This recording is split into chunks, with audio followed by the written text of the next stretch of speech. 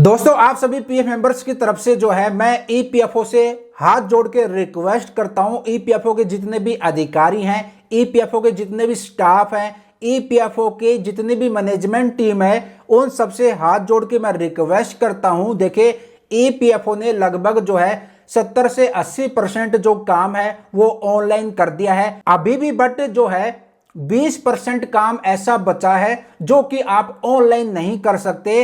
इसके लिए आपको ईपीएफओ के पास जाना पड़ेगा, कागज कार्रवाई करनी पड़ेगी।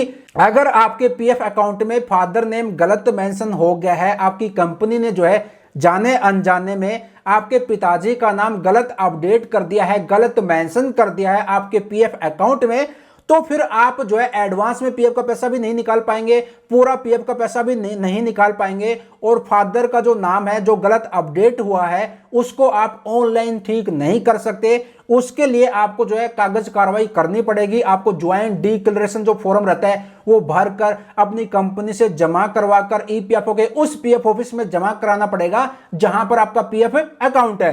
काफी सारे ऐसे पीएफ मेंबर हैं जो कि पुणे में रहते हैं बट उनका पीएफ अकाउंट गुड़गांव में है। काफी सारे ऐसे मेंबर हैं जो गुड़गांव में रहते हैं उनका जो पीएफ अकाउंट है अरुणाचल प्रदेश में है, या फिर जो है तमिलनाडु में है, या फिर आंध्र प्रदेश में है। तो वो कैसे जा पाएंगे ईपीएफओ के पीएफ ऑफिस में, कैसे वो अपना डॉक्यूमेंट जो है सबमिट करा पाएंगे, क्योंकि डाक के द्वारा अगर भेजते हैं तो कोई भी रिकॉर्ड नहीं रहता कि डॉक्यूमेंट मेरा पहुंचा या फिर नहीं पहुंचा, और ज्वाइंट डिक्लेरेशन जो फॉर्म रहता है उसको हम ट्रैक भी नहीं कर सकते। तो ईपीएफओ से एक रिक्वेस्ट है कि फादर नेम करेक्शन की जो रिक्वेस्ट है, यानी कि जो तरीका है, उसको भी ऑनलाइन कीजिए, जिससे कि पीएफ मेंबर जो है ऑनलाइन अपना पिताजी का नाम अगर गलत अपडेट हो गया है, गलत अपडेट कर दिया है जाने अनजाने में उनकी कंपनी ने, वो ठीक कर सके। पहला तो ये काम ईपीएफओ को करना चाहिए। प्लीज ईपीएफओ आपसे हाथ जोड़ के रिक्वेस्ट है। दूसरा, फादर नेम के साथ साथ डेट ऑफ ज्वाइनिंग और डेट ऑफ एग्जिट। तो डेट ऑफ ज्वाइनिंग और डेट ऑफ एग्जिट अगर गलत अपडेट हो गई है जाने अनजाने में कंपनी से या फिर पीएफ मेंबर से, तो उसको भी जो है पीएफ मेंबर ऑनलाइन ठीक नहीं कर सकता। उसके लिए भी जो है ज्वाइंट डिक्लेरेशन जो फॉर्म रहता है भरकर ईपीएफओ के उस पीएफ ऑफिस में जमा कराना पड़ेगा जहां पर आपका पीएफ अकाउंट है।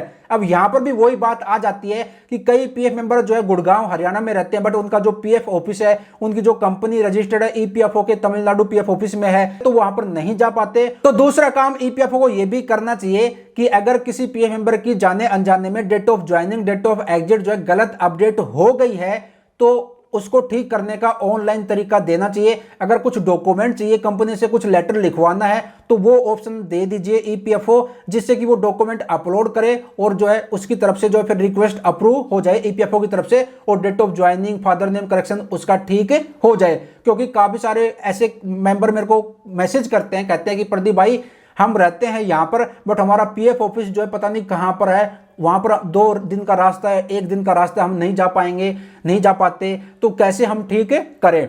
अब तीसरा काम ईपीएफओ को यह करना चाहिए कि देखिए रिक्वेस्ट है कि ज्वाइंट डिक्लेरेशन जो फॉर्म पीएफ ऑफिस में जमा कराते हैं तो उसका भी जो है एक ट्रैक रिकॉर्ड होना चाहिए। जैसे कि हम एडवांस में पीएफ का पैसा निकालने के लिए रिक्वेस्ट सबमिट करते हैं, या फिर पूरा पीएफ का पैसा या फिर पीएफ का पैसा ट्रांसफर करने की रिक्वेस्ट सबमिट करते हैं, तो हमें जो स्टेटस पता चल जाता है कि भाई कंपनी ने अप्रूव किया या फिर नहीं किया, ईपीएफओ ने अप्रूव किया या फिर नहीं किया, हम स्टेटस देख सकते हैं। बट जो ज्वाइंट डिक्लेरेशन का जो फॉर्म है जब हम पीएफ ऑफिस में जमा कराते हैं तो उसका कोई भी रिकॉर्ड नहीं रहता, हमें पता नहीं चलता कि ईपीएफओ की तरफ से हमारी जो रिक्वेस्ट है वो अप्रूव कर दी गई है या फिर रिजेक्ट कर दी गई है, या फिर अप्रूव कर दी गई तो कब तक ठीक होगा, या फिर रिजेक्ट कर दी गई तो किस वजह से रिजेक्ट हुई है। तो हम समझ नहीं पाते कि जो हमने ज्वाइंट डिक्लेरेशन का जो फॉर्म हमने सबमिट किया था ईपीएफओ के ऑफिस में फादर करेक्शन के लिए या फिर date of joining, date of exit correction के लिए, तो उसका स्टेटस क्या है। क्योंकि देखिए जमा हम लटक पटक के कहीं पर जाकर हम करा सकते हैं बट हर बार जो स्टेटस पता नहीं कर पाते क्योंकि पीएफ ऑफिस काफी दूर रहता है, इसी वजह से। तो ईपीएफओ को ये फैसिलिटी भी देनी चाहिए पीएफ मेंबर को, या फिर एसएमएस के माध्यम से बता देना चाहिए ईपीएफओ को कि आपका ज्वाइंट डिक्लेरेशन जो फॉर्म है वो सबमिट हो गया है और कब तक जो है अप्रूव होगा या फिर रिजेक्ट हो गया। एटलीस्ट पीएफ मेंबर को पता तो चले कि मैंने 1 महीना हो गया ज्वाइंट डिक्लेरेशन जो फॉर्म है वो जमा कराए बट अभी तक क्या स्टेटस है, अप्रूव हुआ या फिर नहीं हुआ, जिससे कि पीएफ मेंबर को पता चल सके। या फिर यूएन मेंबर पोर्टल पर ही एक ऑप्शन दे देना चाहिए जहां पर पीएफ मेंबर जो है कंपनी से ज्वाइंट डिक्लेरेशन फॉर्म लिखवा कर साइन वाइन करवा कर अपलोड कर दे। तो ये 3 रिक्वेस्ट है ईपीएफओ के अधिकारियों से, ईपीएफओ का जो भी स्टाफ, जो भी मैनेजमेंट टीम है, जो भी सीबीटी के सदस्य हैं, उन सभी से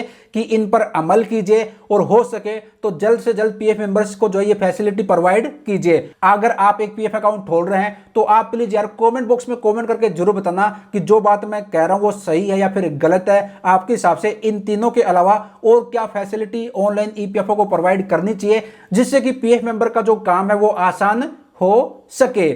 तो आज की वीडियो में यही एक जो है रिक्वेस्ट करनी थी आप सभी पीएफ मेंबर्स की तरफ से, ईपीएफओ के अधिकारियों को, सीबीटी के सदस्यों को, ईपीएफओ का जितना भी मैनेजमेंट टीम है उन सभी से कि पीएफ मेंबर्स के लिए जो है ये फैसिलिटी ऑनलाइन आप जो है प्लीज प्रोवाइड कर दीजिए। इससे एक नहीं लाखों नहीं करोड़ों पीएफ मेंबर्स को जो है फायदा होगा। बाकी हम तो रिक्वेस्ट कर सकते हैं, हम निवेदन कर सकते हैं, जो भी करना है, जो भी डिसीजन फैसला लेना है वो ईपीएफओ को लेना है। बाकी देखते हैं अगर ईपीएफओ फैसिलिटी प्रोवाइड कर देगा तो करोड़ों पीएफ मेंबर्स को फायदा होगा और जैसे कोई फैसिलिटी आएगा, कोई नया अपडेट आएगा तो मैं आपको वीडियो के माध्यम से जानकारी शेयर कर दूंगा। बाकी आप जो है अपनी राय, अपना फीडबैक कमेंट बॉक्स में कमेंट करके जरूर बताइएगा।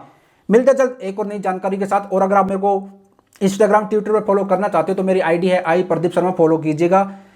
आज की वीडियो में इतना था, इजाजत दीजिए। यहां तक अगर वीडियो देख रहे हो तो आपका बहुत बहुत धन्यवाद, थैंक यू सो मच। मिलते जल्द एक और नई जानकारी के साथ, अपना ख्याल रखिएगा, बाय बाय, टेक केयर।